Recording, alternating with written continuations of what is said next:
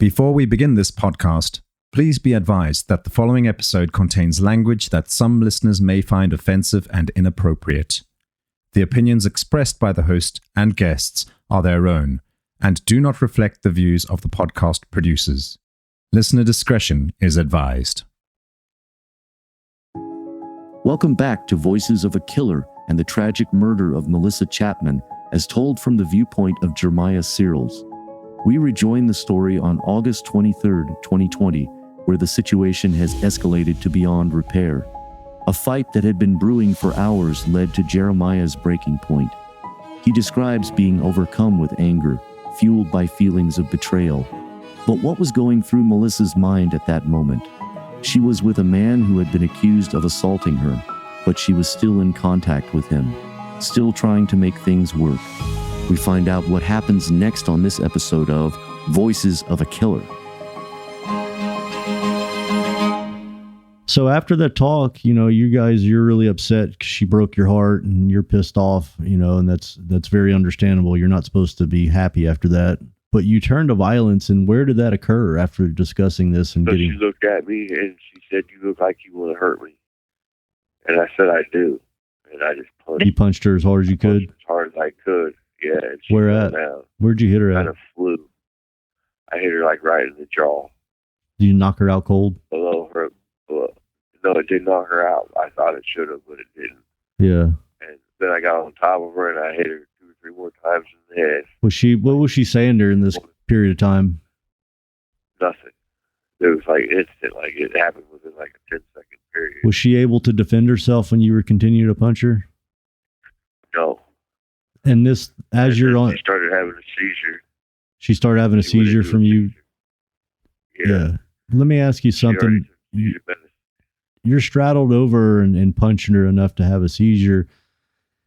Did you feel like, you had a task and that was to kill her? Or did you feel like, Yes. I'm going to go ahead and stop? Yes. So I told you when I turned on that gravel road, I had said a prayer. I got to stop to have her not turn on that road and follow me in. Or I knew that whole time that my plan in my head was to kill her. So when you're talking to her, 5-minute conversation and everything, my plan was I was just building my nerve up. yeah, and I was smoking a blunt and I was making her smoke too, to where she was calm. We were passing it back and forth, and I knew if I could build this nerve up enough to punch her, that she'll fall out and have a seizure.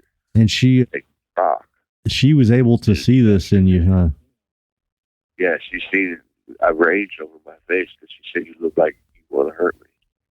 So whenever she starts having the seizure, did you stop punching her? Yeah, because it started hurting my hands. I was hitting her hard on the side of her skull about 3 or 4 times. How long did the seizure last? It started hurting my hands.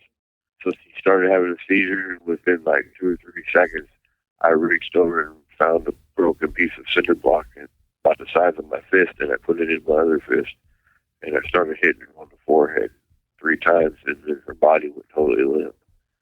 And I knew she was dead. Did you crack her skull? I wasn't, but yeah, like bam, bam, bam. On that third one, you could just see where it split.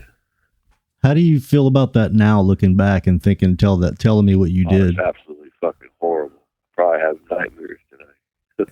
And whenever at the time did you feel like you completed something that was nothing? There was no relief afterwards. There was None. a scared paranormal. So Paranoia. whenever It wasn't a relief. whenever you're hitting her with the center block, are you straddled on top of her or off to the side? Off to the side. And how many times do you think you struck her with that? 3.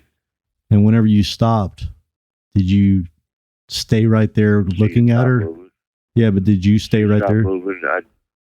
I drug her. So we're on the gravel road. There's 2 vehicles parked. After you hit her, Right. after you hit her 3 times, did you immediately get up and start tending to her, or did you sit there and look at her for a while? I got over top of her and I gave her a kiss. Okay, so that's what I was looking for.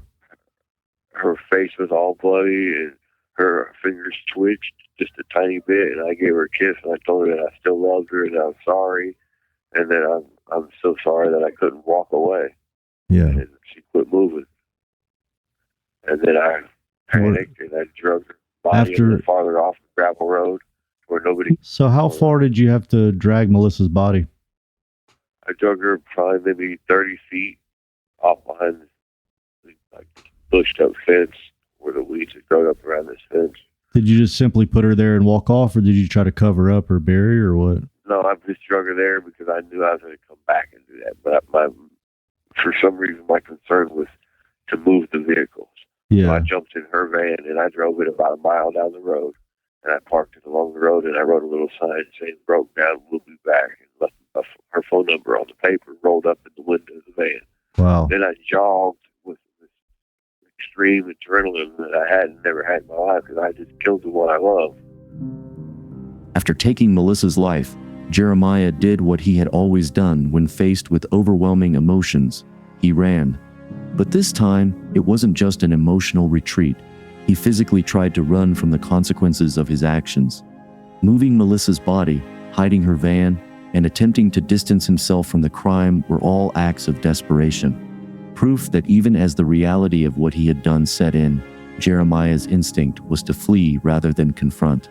But what was going through his mind in those moments, right after the murder? Was it remorse, regret, or just pure panic? In his own words, Jeremiah admitted that he was fueled by a mix of adrenaline and fear. His mind raced with thoughts of evading capture, but also with a kind of grim realization that there was no true escape from what he had done. He ran not because he believed he could fix the situation, but because he didn't know what else to do. Was this the final, desperate act of a man who had been running from his problems his entire life? For years, Jeremiah had sought to control the chaos around him, whether through violence, manipulation, or emotional withdrawal. And yet, in the moment when he could no longer control the situation, his impulse was to try to make it all disappear. But running from his problems had never solved them before, and it certainly wouldn't now. Let me ask you something. While you're running, are you thinking like, man, I wish I wouldn't have done that? Absolutely. Yeah, like, oh shit, like there's a blackout. Yeah. So you got down there, and what did you do after that? Moved her body farther off the road. Then I got into my car. Well, whenever you moved her, did you spend any more time with her and give her another kiss and say sorry and all that?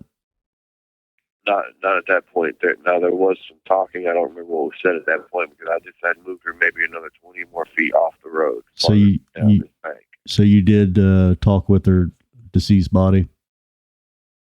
Yes.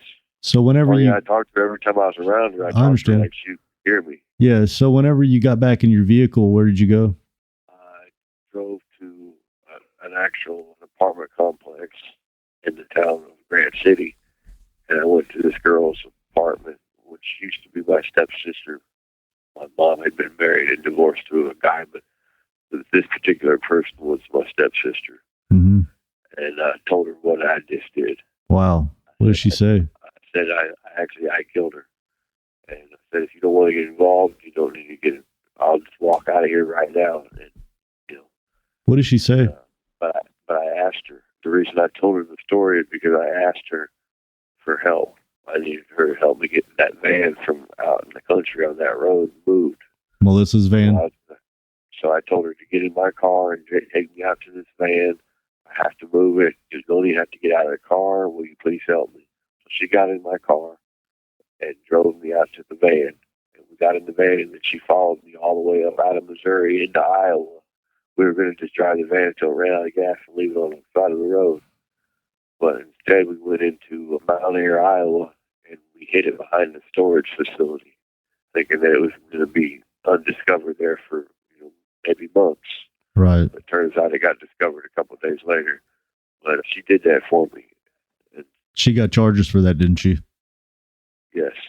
Yeah. So after you parked this, how long was it till you went back to the body? Maybe 5 hours or so. So the same day. And did you go back to talk to her? That night, yeah. I went back there and I moved her body farther down the hill into this ditch, which is like a pond dam, mm-hmm. and I covered her body with a tarp, a brown tarp, and I put logs over top of it. And I concealed her body where she would never be discovered. But what kind of things do you say whenever you talk to her? I'd be crying, telling her that I don't know why I wasn't enough, that I loved her, and how could that not have been shown? I mean, I bought her we had a house. I bought her 3 vehicles. I took care of her and her boys. They didn't have to need for anything, and I always gave her money. I would talk to her just like that. I would remind her about how good I was to her, how I loved her. Did you get beside her and lay by her? And not after I originally had covered her up. So the last time I had done anything like that was right before I put the tarp on her. I gave her a kiss. Yeah. And she'd been dead probably about 6 hours. You know, the whole thing is really sad, you know, because not just the death, but the whole, you know, lives run from murder, prison, and love. And it's just, yeah. And the boys don't have a mom no more. Like that drives me. I mean, that's pretty, it's pretty serious to have that compulsive enough to you know, kill somebody. I'm actually really shocked that you got the sentence you got, because the way you described it seems like first degree, you know? Yes.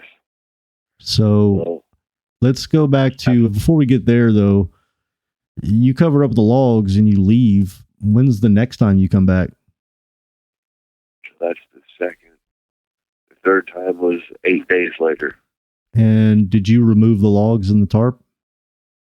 I did. I removed part of the big flat pieces of bark that I had used to cover up her hand, and I took 2 sticks and I pulled her arm had turned black. Melissa is a white woman, but her, after being dead for 8 days, her arm had turned black. The arm, but not the rest of her body? Well, the rest of her body was covered up. The arm was the only exposing part I could see. And I went back multiple times to check on her, because I wanted to make sure animals wasn't dragging her out, and I had concealed her good enough. So what do you, I mean, I pulled the wedding off because I was still so bad at her. I didn't think she deserved to have that engagement ring on her finger. When did you pull that off? I pulled that off that time that I went 8 days later to visit her. So you had to pull it off of a pretty much decaying hand? Yep, and it was black. How was that? And I talked to her. From the blood, I guess. It just turned black. No. I mean, how was that doing that? I mean, were you disgusted? Horrible. Yeah. Did some skin rip off with it? No. Nope. I used 2 little sticks and she moved her finger off. Missy was a big girl.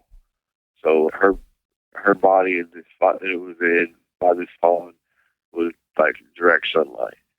So just in that 8-day period, she had shrunk down some and lost like water weight. Yeah. She may have like blown up too before that. Was there like a really foul smell there? Not yet. Not that time. Even at the 8 days?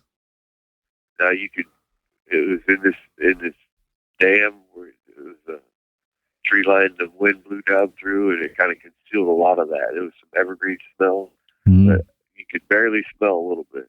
So when did you go?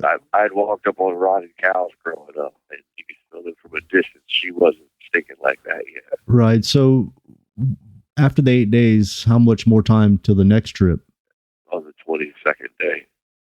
And was there a foul smell then? Yeah.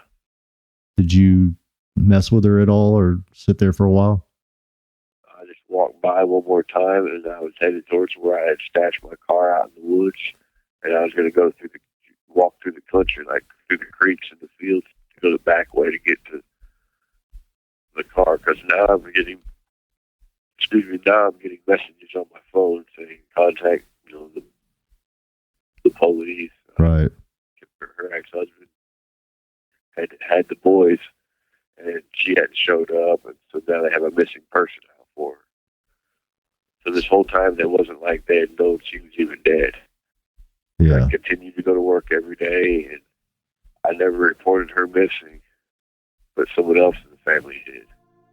Were they asking you about it? Like, hey, have you seen her? Yeah, but her MO from previous relationships throughout her life is she ups disappears and leaves, she'll run off with somebody else. After Melissa's death, Jeremiah's actions were almost as disturbing as the murder itself. Instead of turning himself in, he attempted to hide her body, dragging it into the woods and covering it with a tarp.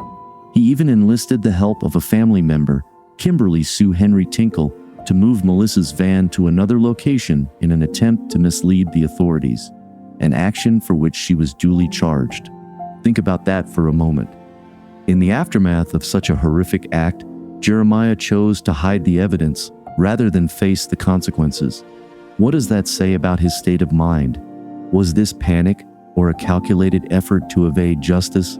Melissa's body remained hidden for days while her family wondered what had happened to her.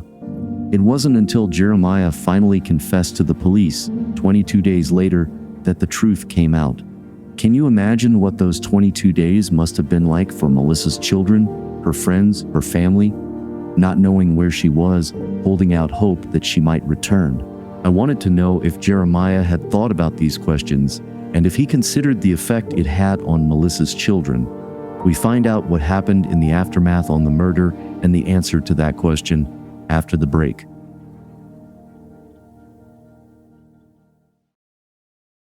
When did you finally get locked up? On the 22nd day, I was walking out to where I had my car, and I had Same day you saw the body? Yeah, Okay. the sheriff's department had got a call saying that there was an abandoned car out on this tree line, and they had went out and they had towed my car from where I had left it the night before, and I had no idea. Oh, wow. So they know you're in the area now. Yeah, so they caught me walking down Road C in Grant City, outside of Grant City, Missouri, on a rainy day, to a vehicle that wasn't even hidden out where I wanted it to be. Right. Yeah, they pulled up right on me. You've been locked up ever since? Yeah. How'd they find out? You told them? So they took me to, because Melissa was missing. Missing, yeah. And it was a domestic violence charge that I was on bond for. That county, Harrison County, had pulled my bond on that. So they arrested me. Yeah. They didn't arrest me for her murder. They arrested me for a bond violation for having contact with Melissa. And so during that time, I stayed in jail for 14 more days before I actually told the sheriff in that county, hey, listen, she ain't missing. Right. I can take you right to her body. Wow. So you brought him out there? Ride. And I took him right to the body, yeah. Whenever y'all went out there, did they uncover it right in front of you, or did you show them and then they put you back in and left? So we pulled up on the road, but I had moved her all the times as farther off into that ditch where the pond was. Uh-huh. And so she was on the bottom of a hill. And so they didn't let me go all the way to the body. They just let me to the road. Right. And I threw in the dirt on the ground. Yeah. Like a map of where it was over the hill. So did they probably knew that you had done something with her. They were interrogating you the whole time, like, hey, where's she at? Yeah. Yeah. So did you get a deal? Because all this, like I said, is kind of looks like first degree. Did you get a deal to show them where it was?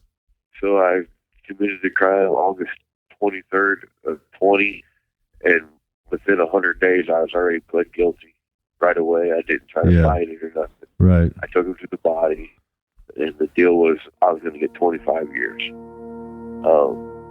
I mean, that you're in prison now. You listen to all the stories. What you got is like you got away with life without. Yeah. Big I got time. 30 years. I got a chance to get out again when I'm 66. You 22 more years. Definitely got away with a lot as far as like my interviews I do. Yeah. But, you do have a long time in prison. What are you going to do when you get out? Are you going to start dating again? I don't know. I'm going to be 66 years old. I do have a pretty strong faith. I don't think dating is going to be in my future. I think my life, as you get older now, I'm 43, kind of evolve and get stronger and mine. Did the victim's family come down on you? So she just had kids and a brother in Pennsylvania. And those kids kind of were, you were somewhat of a kind of going to be a stepdad to him, right? Yeah, they actually called me the stepdad. Yeah, I have no contact with them at all now. Sure. You probably really, that was a lot of damage for him. Yeah. Hopefully that changed. To pray that it does. So do you think Maybe that... they'll hear this story on your podcast. Yeah. What would you say to them if they heard? I would hope they know that I love them, but I love their mom so much that I don't know why I couldn't walk away. It's almost like you loved her too much. Yeah, I love her to death. Yeah. And Wow. beyond, but I still do. Yeah. Do you think your sentence is fair? Yeah. You do? Yes. Well, man, I appreciate you going through every bit of that. It was quite the story. So I appreciate you letting me interview you, okay? Yep, no problem. All right, man. Take it easy. God bless. Yep.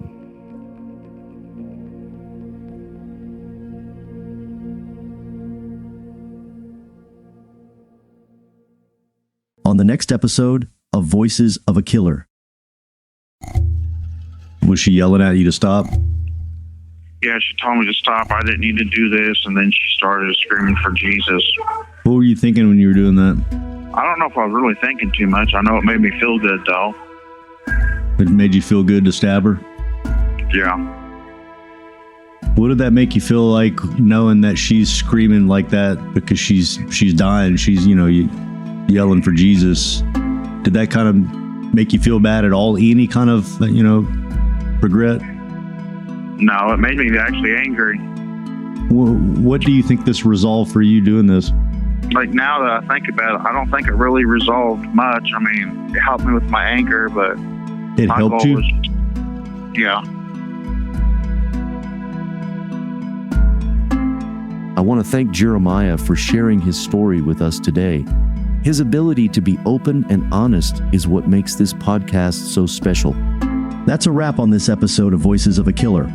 A big shout out to Sonic Futures, who handled the production, audio editing, music licensing, and promotion of this podcast. If you want to hear more episodes like this one, make sure to visit our website at voicesofakiller.com. There you can find previous episodes, transcripts, and additional information about the podcast. Lastly, if you enjoyed this episode, please consider leaving us a review on Spotify, Apple Podcasts, or wherever you get your podcasts. Your feedback helps us improve and reach new listeners. Thank you for your support, and we can't wait to share more stories with you in the future. Thank you for tuning in. I'm your host, Toby, and we'll see you next time on Voices of a Killer.